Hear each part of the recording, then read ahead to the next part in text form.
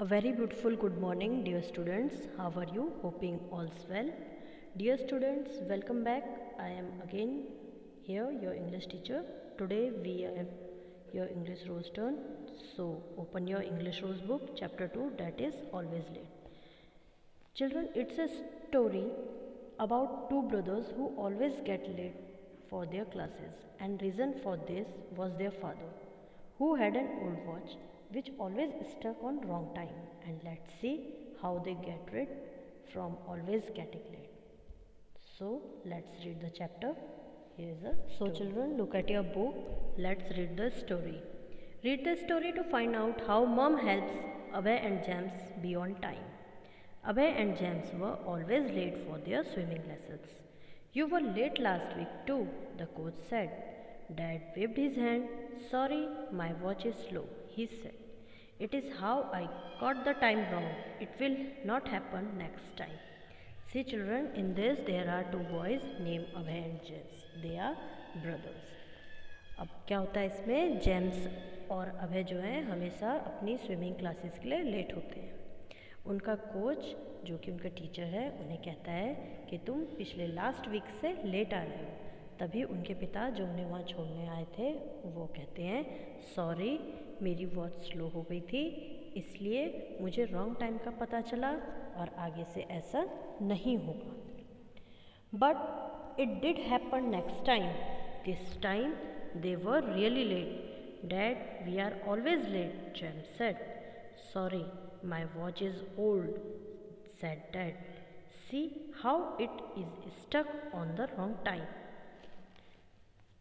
After the lessons, Jem and Abhay went to see Mom. अब आगे इसमें क्या होता है, अगली बार जेम्स और अभय के पिता जो हैं वो उनके कोच को कहते हैं कि आगे से ऐसा नहीं होगा, हम आगे से लेट नहीं आएंगे। लेकिन फिर से जो है वो लेट हो जाते हैं। फिर जेम्स बोलता है कि हम हमेशा लेट होते हैं। डैड कहते हैं, सॉरी मेरी वॉच जो है ओल्ड हो गई है और देखो इसमें रॉन्ग टाइम आ रहा है, ये रॉन्ग टाइम में रुक गई है। क्लासेस के बाद जब जेम्स और अभय की स्विमिंग क्लासेस ओवर हो जाती है वो अपनी मम्मी से मिलने जाते हैं। Mom, how can we make Dad be on time? Abhay said. We are always late for our classes, said James.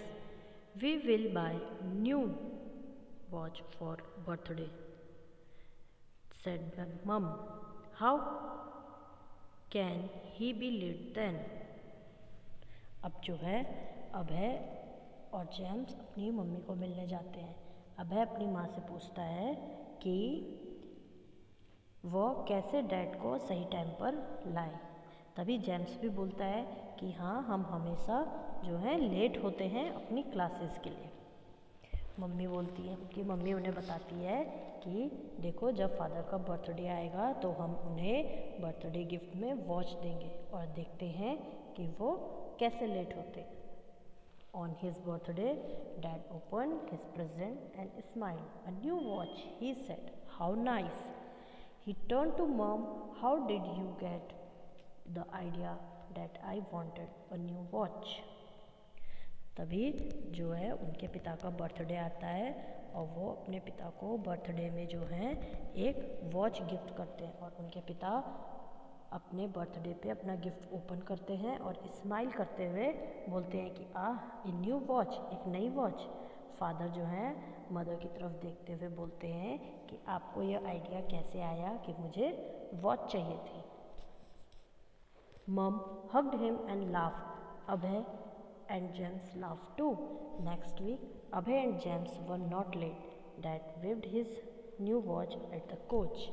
और फिर क्या होता है कि जब उनके पिता पूछते हैं मदर से कि आपको ये आइडिया कैसे आया कि मुझे न्यू वॉच चाहिए, तो उनकी मदर लाफ़ करती है और जब उनकी मदर लाफ़ करती है तो अभय और जेम्स भी लाफ़ करने लग जाते हैं।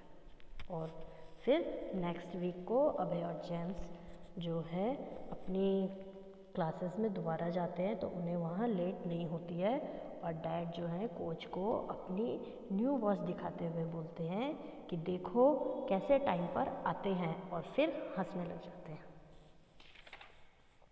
That is how to be on time, he laughed. After the lesson, Abhay and Jem jumped into Dad's old car. Dad tried to start the car, but it wouldn't go. Sorry, cried Dad. Now we need to buy a new car.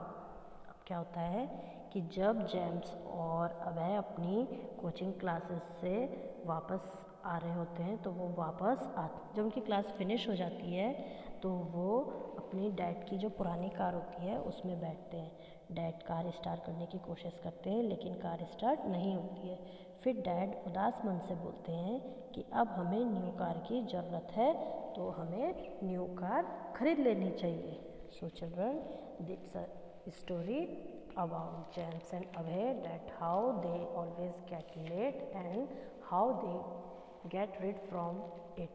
So you have to read the story and